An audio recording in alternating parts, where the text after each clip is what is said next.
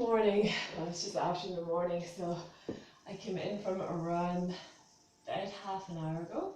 So I'm going to show you a little restorative session that is essentially better within 30 minutes of your workout. So if you can get it done like immediately after your run or your bike or whatever it is that you're doing, the benefits are a lot better. I've been trying to put it off because all my neighbours with this COVID have suddenly become DIY enthusiasts, and they're all power hosing their houses down, they're cutting the grass, they're all going a bit mental, to be honest. So I was trying to get just like a quiet time that I could actually record. So hopefully I've got a few minutes here, so I'm going to take my chances. So to start, what you'll notice, I have my mat slightly different, so it's perpendicular to the wall here. So we're going to do legs up the wall pose and a couple of variations on that. Now in this little video, I'm not going to hold them as long as I would recommend you to hold them. So these legs up the wall poses, you're talking 5 to 15 minutes to really reap the benefits, okay? That's very hard, especially for athletes, just to lie there for 5 to 15 minutes. I know I'm pretty happy if I get to do 5, but hopefully with this little extra time in our hands, we might be able to extend that a little bit. So the benefits of legs up the wall, there are numerous. I guess from a yoga point of view, it would be seen as an inversion. So an inversion is anywhere where the body is upside down. So this is probably the most relaxed or restorative type of inversion that we'll come across in our yoga. It's a lovely little way of just reversing the flow of the body. So it's really good for just draining the lymphatic system, and particularly after a workout, it helps just let that lactic acid kind of flow out of the body a little bit easier. Okay, so we're just reversing that flow. I like to think of it as a little shot of coffee. It just gives me that little oomph to keep me going for the rest of it. As a recovery pose though, the longer that you hold it, the more of that reverse flow that you're going to get, and rest into the legs.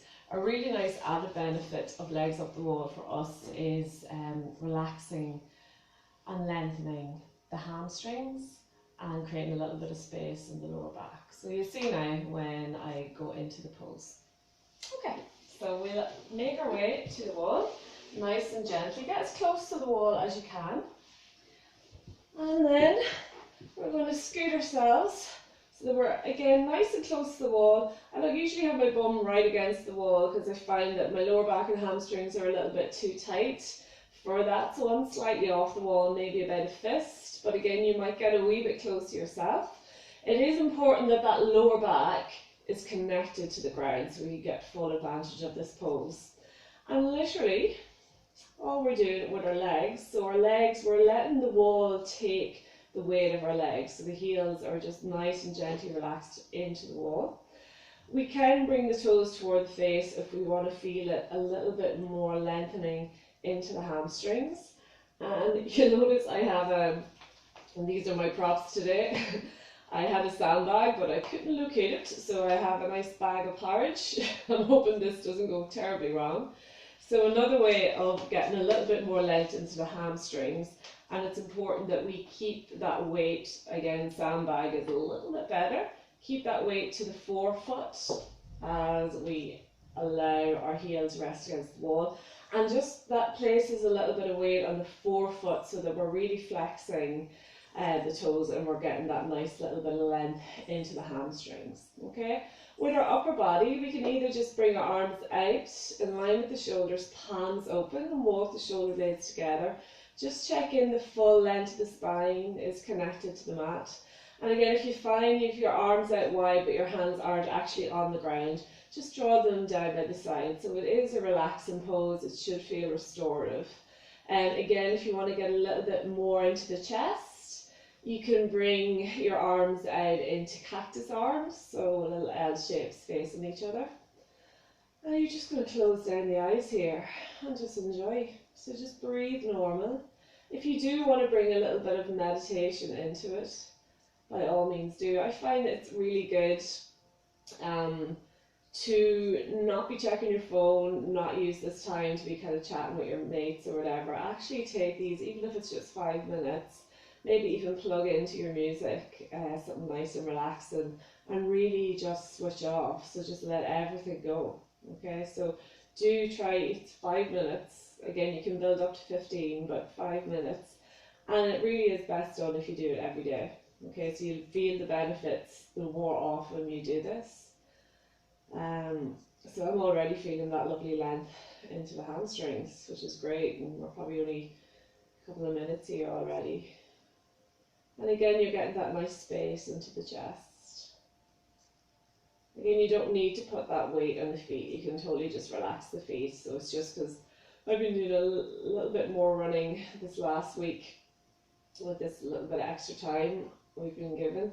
So my legs are in need of a little bit of love.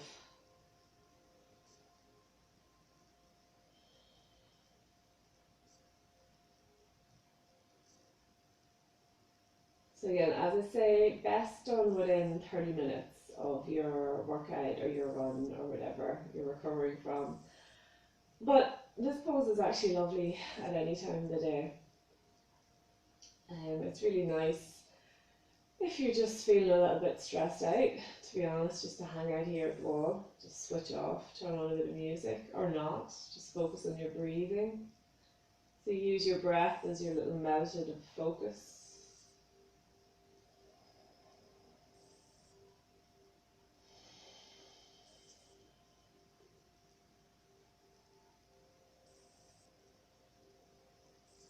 So again, I'm not going to hold it here for the full 5 minutes.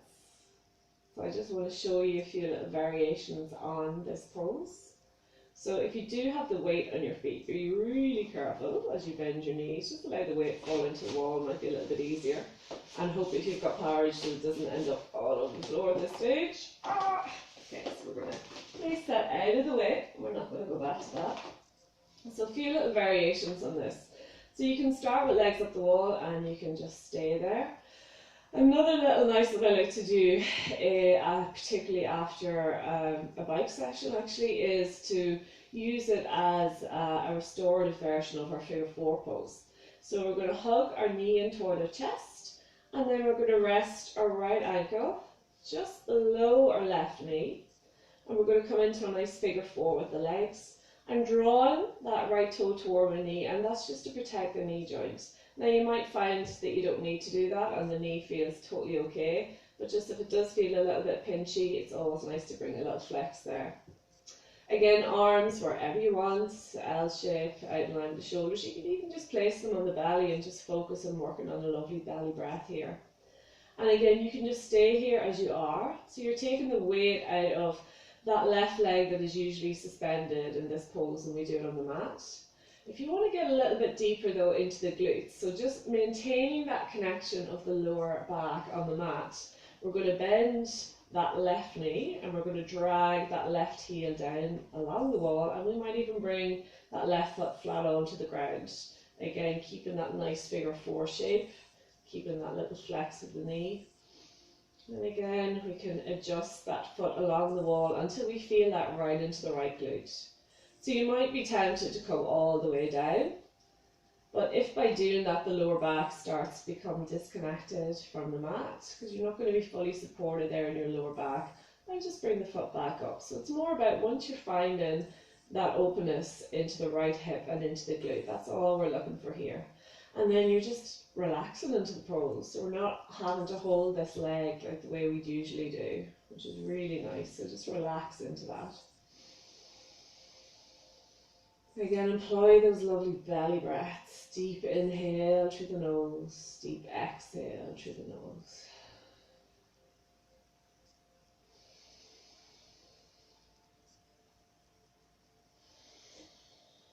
And if you want to bring a focus to your breath, I always think inhaling, lengthening, exhaling, deepening, and just allowing yourself fall into that depth of that stretch with each breath.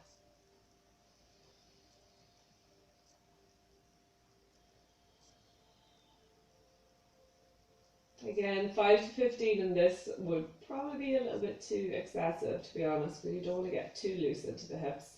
So I would say maybe a minute and a half on each leg. So what we do on one side, we do on the other. Really gently come out of that.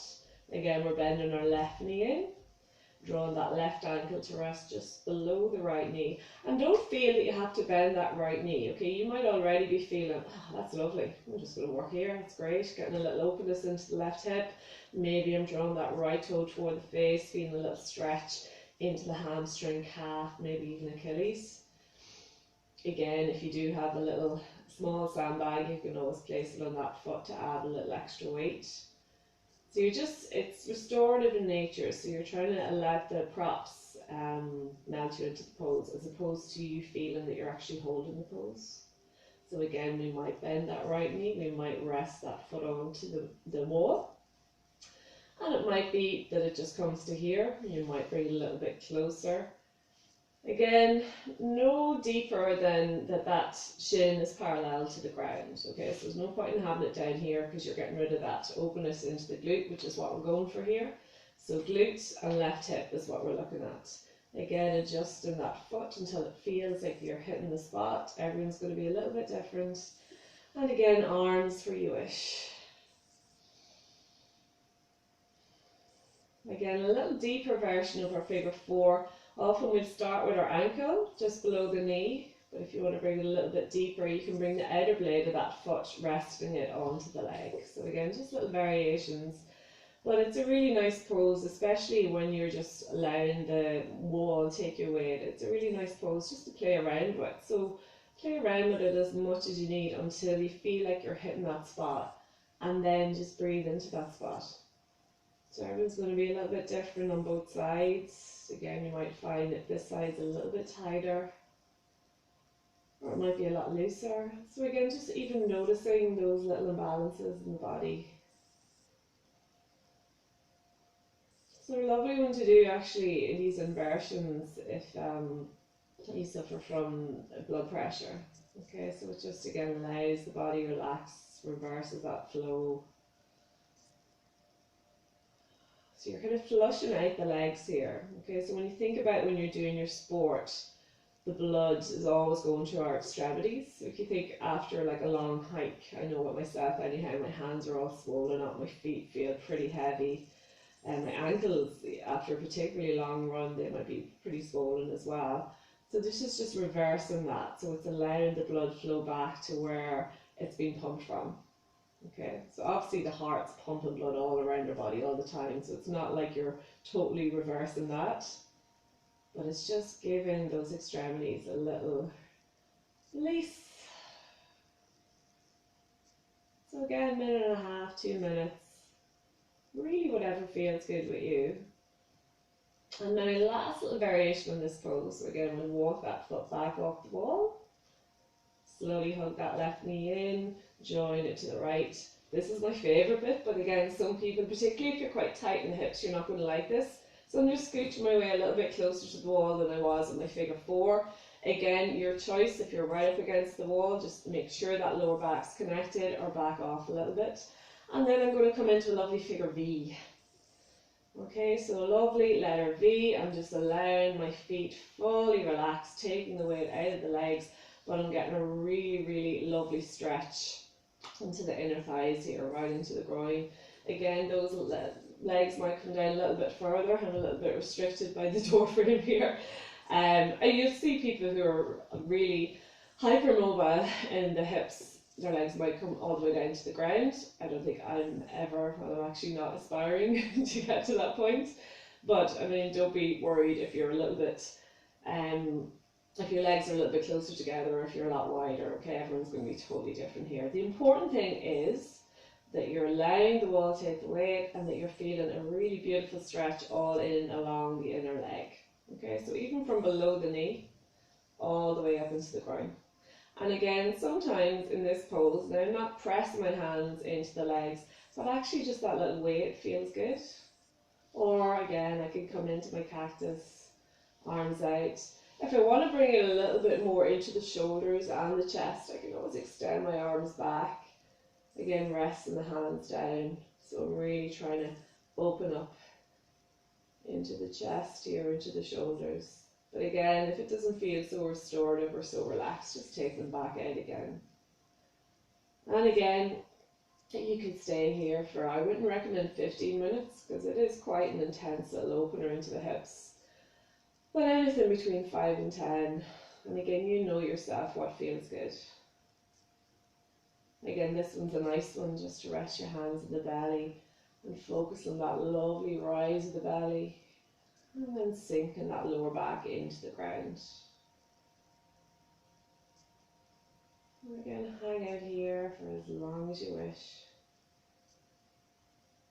So I know it's hard, particularly for athletes, just to say, whoa, you're expecting me to take, what, half an hour just hanging out the wall? Are you having a laugh? So try 5 minutes. Just try 5 minutes, and then maybe every day, maybe add on a minute, or maybe try 5 minutes for a week and then the next week. But over time, it's just something to get into the habit of doing. I can't say I'm brilliant at it myself, so I'm preaching here. But it really does have magical benefits if you can bring it in to your everyday little recovery. So even if it means cutting your actual run short by 5 minutes and spending this little bit of extra time in recovery, it just means the next day you're going to feel a lot better going into your next session, yeah?